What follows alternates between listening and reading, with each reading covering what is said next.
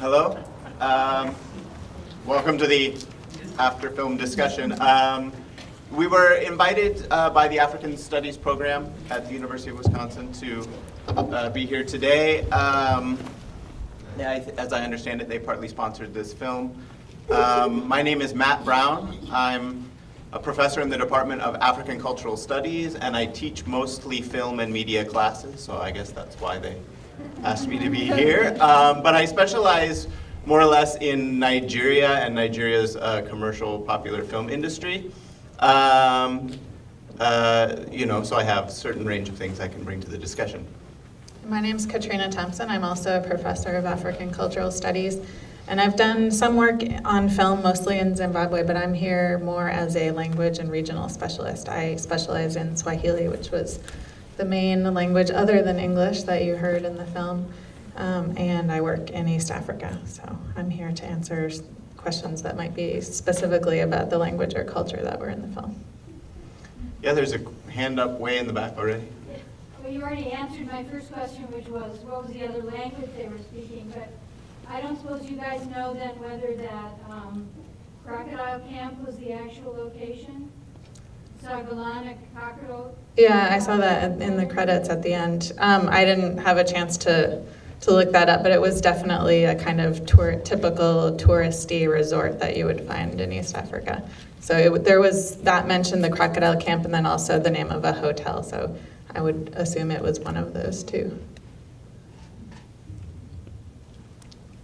Yeah, go ahead, right here. Yeah, sure.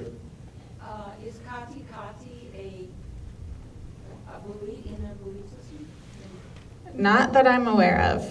The word Kati Kati means in between or in the middle.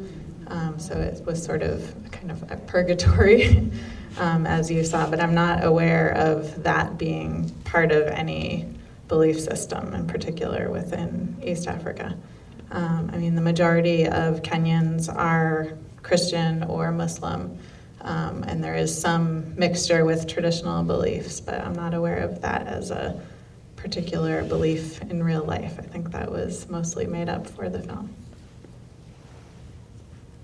I guess I'll keep. There's a question right here in the first. Can you speak to the traditions that are reflected in the movie and contrast them to the Christian tradition, which seems to be also permeating the movie? What did you think were traditions in the movie? I'm curious. I don't know. I mean, the zombies. I don't know how Christianity is transmuted. I know what the Western tenets of Christianity, but I don't know a lot about African variations and or tribal cultural practices that may have amalgamated the traditions. To me, that did not read as particularly traditional or as specific to Africa. Again, I thought that was kind of just the filmmaker's creativity. Speaking very generally about traditional African religions, there is a belief that in sort of venerating the ancestors and the ancestors being kind of a medium in between the living and God. But in terms of how that plays out within particular Christian sects in Kenya, I'm not entirely sure. I know that Pentecostalism is a very widespread branch of Christianity within Kenya, but I don't know that much about Pentecostalism in particular. Matt might actually, because that's also very widespread in Nigeria where he works. But But I would share the same sentiment that I don't know that it read to me as a particular religious worldview. In fact, there were points in the film where they talked about prayer not being efficacious in life, and why would it be efficacious in this place? And I think there was some ambiguity about kings, what seemed to be Catholicism, and so on. So it seems as if the film was kind of pushing religion away a little bit and trying to explore some other ethical dimension of an afterlife or something like that. So yeah, it didn't come across as specifically grounded in anything that I know. Yeah. I was surprised, though, that there was no reference to Islam, given that that's the other major religion in Kenya. There didn't seem to be any of that in the film, although the main character, Toma, I wondered if the actor might be Muslim because he had this kind of mark on his forehead that a lot of Muslim men have from praying so frequently. But his name didn't register as a particularly Muslim name either, so I'm not sure. Over here.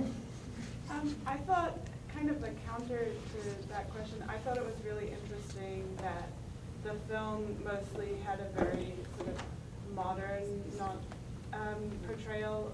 Like, there wasn't anything especially, African about a lot of the themes and costumes and music and all of that. And I wondered whether you could comment on that in the context of the film industry in East Africa now. Is that a common thing? Is that a movement currently? Curious. I don't know that I'm well versed in East African film enough to comment on the larger picture, but that definitely struck me as well. And as a contrast to those films that I have seen, they tend to be set in more recognizably, urban parts of East Africa that the audience would be familiar with. I mean, this one was recognizably, a tourist resort, but not a place that most Kenyans would be familiar with or have gone to. So other than like the broad, environment was obviously like a savannah and so on that people may have visited, but it also seemed to me to be quite non-culturally specific in a lot of ways, which is interesting in and of itself. Yeah, even in the Nigerian popular film industry, which has become really popular all over the continent, there's lots of engagement and a sort of aspiration to be very cosmopolitan, to absorb all of the world's popular cultures, and certainly American, music and music styles and ways of dressing and slang and all that kind of stuff. At the same time, though, in many Nollywood movies, the ways that they're adapted kind of almost can be jarring to an American audience. It reads as kind of very based in Lagos or something like that. Whereas in this film, I didn't get that sensation either, right? So it read as very like just of the world, or kind of aspiring towards a universal, that to try and almost eschew sort of cultural specificity, yeah. Yeah. I think maybe the location was kind of speaking to like the neutrality of it, like the whole point of a resort, like a hotel, like what's more neutral and unpersonal than a hotel. So it makes sense for them to be set there because it's not somewhere that they would normally be, and it's someplace that you usually stay a while and move on. So to me that makes sense that it would be not somewhere that an African would normally go. It would be for tourists, it would be for people moving around. And maybe the name being in between or in the middle speaks to that as well, too. In the middle here, Kati Kati. A collaboration between German and African filmmakers. Is that something that you commonly see where European and African filmmakers mix their talents in movies in your experience? I can speak a little bit to the fact that this particular collaboration is the third of a series of collaborations. So the producer, there's a set of producers there, German producers. The kind of animating force behind it is a guy named Tom Tikva, who some people may know as the director of a movie called Run Lola Run, and some other kind of really groundbreaking international films from the late 90s, early 2000s. And so he's partnered with some friends, and they have put together this production company, One Fine Day Films, and they go to places like the Durban International Film Festival in Durban, South Africa, which I've attended a couple of times. And I've seen them there. They participate in something called a film mart, and Africans from all over the continent come with stories and film ideas that they want to kind of pitch to this production company. And the production company selects one, and they get busy on projects, and and they eventually work it up into a full-fledged film. Like I said, this is the third one. So they did one by a Ugandan filmmaker called Soul Boy a few years ago, and then next was a movie called Nairobi Half-Life, which was a really great kind of thriller kind of movie that I highly recommend. And now this one, which actually seems kind of a departure. This one, so ambiguous and kind of artsy and ethereal, as opposed to the kind of more straightforward thriller in the past one. But what they say they want to do is just help African storytellers tell their stories. But they help people learn the craft, you know, and perhaps learn it their way. You know, that's a possibility, but certainly they're doing interesting work. And I would just add to that, in both Kenya and Zimbabwe, where I've done more work on film, it's very common for filmmakers to be funded by foreign agencies, including, you know, local embassies there from other countries. In this case, the German embassy was mentioned, as well as other organizations that we might see as more involved in development work or aid work. Typically, those films would have sort of be more of like a social message film, but it seems like they're starting to move more into artsier films. Yeah, and generally speaking, that's the vast majority of cinema coming from Africa that you could see in a venue like this particularly would be done with some kind of international collaborative funding. You know, the French for a long time were the big funders of African cinema, but now it's more broad-based.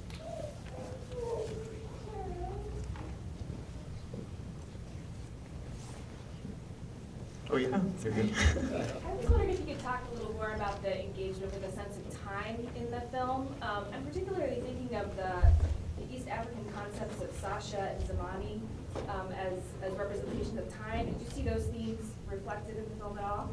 Sasa and Zamani. Thank you. So that means now and in the past. I don't know, I haven't thought about that. What do you know about Sasa and Zamani that makes you think about that? I don't know. Well, I thought I had heard that there was an idea of when you pass on to the next life, if there's someone, a living soul that retains your memory, then you are Sasha. But then when the last person on earth who passes that retains your memory, you as a spirit pass on to be Zamani. Am I explaining to you? I've never heard of that, yeah. Yeah, I don't know. Certainly time is, you know, the idea that someone could have passed in 1996 and having just shown up. My mind wanted to rationalize all of that quite a bit, right? So I wondered, oh, did his mother just now pass on herself? And that set up the possibility for him to come to this place and deal with his guilt. You know, I wondered about Kalechi and Toma and whether or not, you know, she had to die, or perhaps he invited her there through the notepad or something like that, and that set them up being together.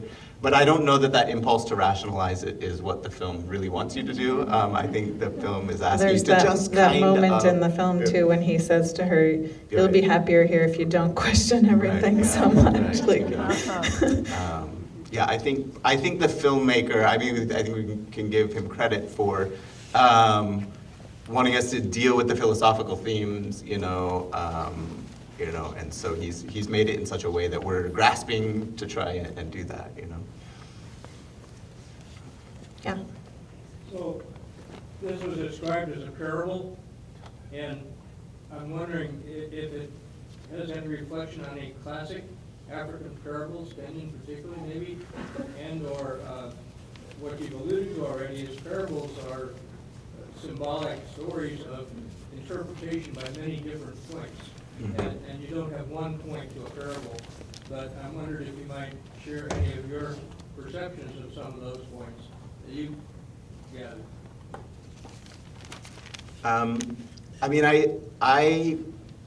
I'm still working on it, but you know, certainly it seems to have something to do with dealing with one's guilt. That this seems to be a place where guilt has to be reconciled. Perhaps there's an entirely different interpretation out there. That's where I'm at this point. But to kind of further the point that you're making, I once, you know, heard a storyteller say that, you know, a good storyteller will end the story on some kind of ambiguous note, especially if it's good like nighttime storytelling, so that when you go to sleep, you kind of work it out in your dreams or something like that, you know, right? That like it's not supposed to be so literal and so obvious that you just walk away with the meaning of it. That you got to kind of work it out in this, you know, sort of half consciousness. Yeah. Oh, this is about commercial and international films. I grew up as a young man, and Bergman, you could see at a college campus on 16 millimeter in a basement somewhere. And most of his films, which are wonderful, didn't get out very well. And then you had the French New Wave that didn't, you know, I was a little bit older, and they didn't seem to be getting out. And were hard. What about African films? They don't have to be commercially successful like Spider-Man, but are they at least available in somewhere other than a film festival? More and more. You know, so there, you know, is a strong, I mean, there's a strong tradition in, like I alluded to earlier, kind of Francophone, French language filmmaking from the 60s on that, yeah, you used to have to go to a film festival to see it, or perhaps your professor in a college course would show it to you, but how else would you see it? And a lot of those now are available on platforms like Netflix and some of the other sort of streaming services. So that's one thing that's happening. You can kind of see the classics in more places than you used to be able to. And then, from what I know, you know, the Nollywood film, what they call the Nigerian film industry, Nollywood, is a mostly made for home viewing film industry. You go and you buy a disc in the market and you watch it at your house. And the quality of the movies in terms of picture and sound, you know, is low because they're small budget. So they tend not to circulate widely. Like they don't sort of translate to big screen platforms and so on. So you can't really find those anywhere outside of places where they're actually traded hand to hand for the most part. Things are changing a little bit. But the massive amount of filmmaking going on there has in some cases, you know, things have bubbled up to a point where more capital is invested in making, you know, a film here and there. And when that happens, or if it's an international collaboration, they tend to find distributors that then also work with your Netflixes and your other platforms like that. So I know, I'm not a subscriber of Netflix myself, but I know that you can get some of the newest Nigerian movies, a film called October 1st, which just came out a couple of years ago. That was kind of a big deal. You can get it on Netflix. You can watch it there now. And I do use Amazon Prime, and I've noticed that there's a kind of semi-television, semi-kind of film making company that's making TV programs and films that are kind of for like middle and upper class Africans, you know, that they can get on satellite TV and so on. But that's all available on Amazon Prime. So whichever distribution companies they're working with seem to have their tentacles into the world system. Yeah.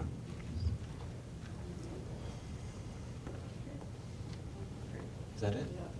Okay, thank you. Thank you very much.